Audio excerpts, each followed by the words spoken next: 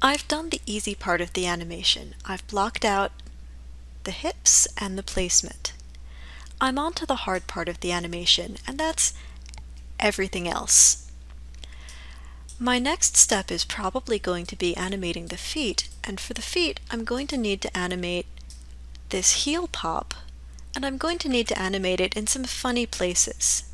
For example, when I squat down here, you see how funny the knees are? That's because the ankle is hyperextended, and as I pop the heel, you'll see that the knee resumes a more normal shape. So it's going to happen in places that I may not expect, and I may have to go through and do this animation a couple of times. In order to facilitate that, I'm going to move from my display layers over to animation layers.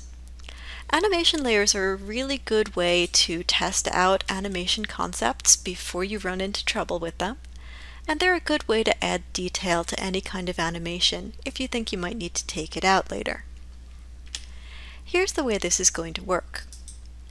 I will select the feet and that ball control, and if I think I want to wiggle the toes, I'll grab that too. I'm going to do both feet at the same time. Not grab the placement control, just the feet. And with those controls selected, in animation, I'm going to create a new layer from selected. In this way, animation layers work very similarly to display layers. However, you'll see that when I click this layer, it actually creates two things, a base animation and this animation layer.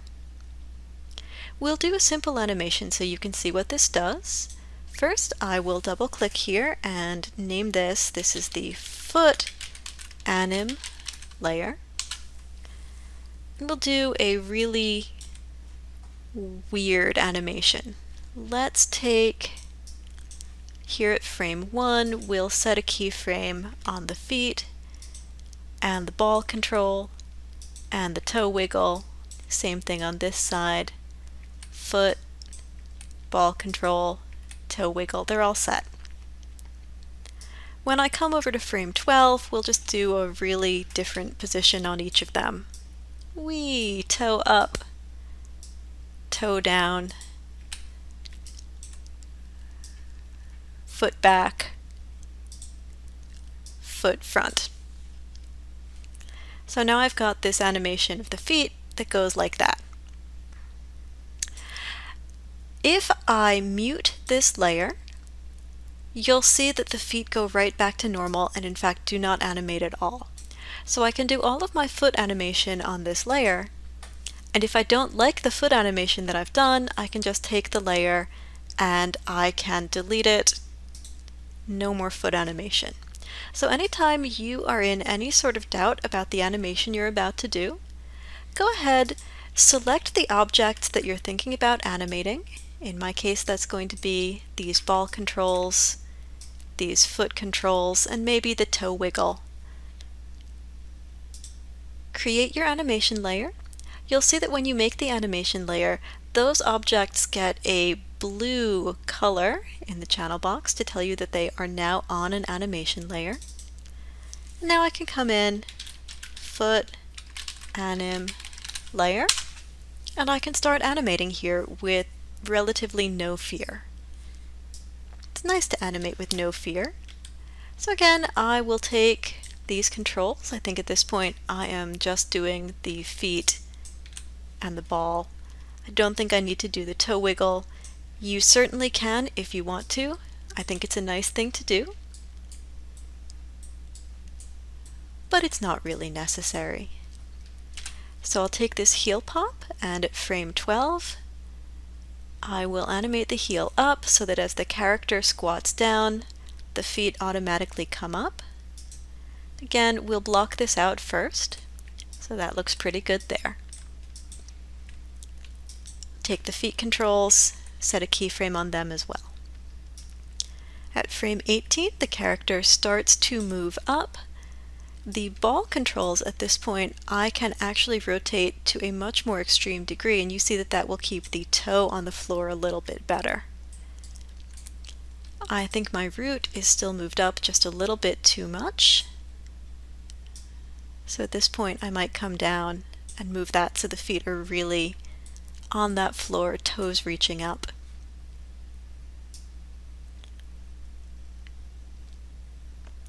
At frame 18, I'll take both of the feet, and again I will just press S to set a keyframe here. At frame 24, the character is in flight. If I look at the reference image, I want to pull the knees up. So for that, there we go. I'll move the feet up.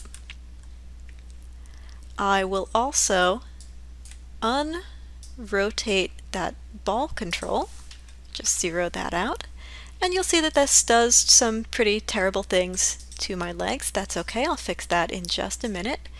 In the meanwhile, I will take these feet and rotate them down.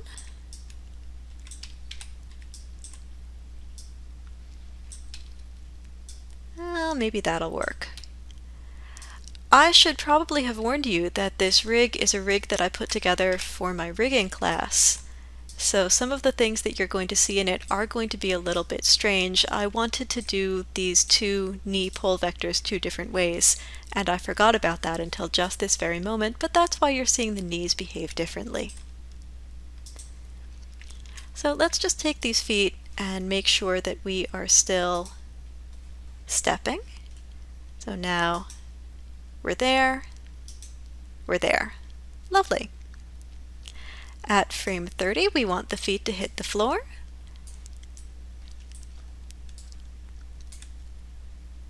So I'm going to take both foot controls, if I can. There we go, 1, 2. And I will zero everything out. That will reset them to normal. But of course, this shouldn't be normal. This should be rotated up so that the heel is the first thing to hit the floor. And now I can see that my body is too far forwards, so I will take that root control and I will pull that root control back. And now my feet are really hitting that floor.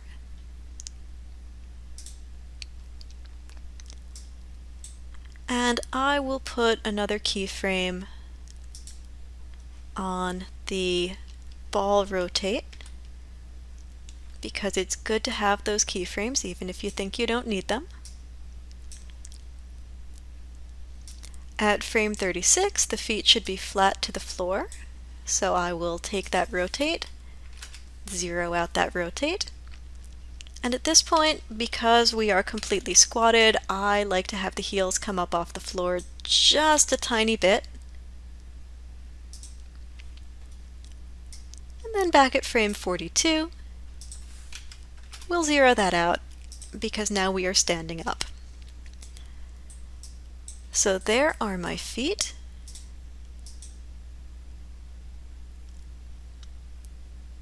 Looking good. In my next video, I will animate the spine on its own animation layer. Maybe I will do the arms, maybe I will leave those for you.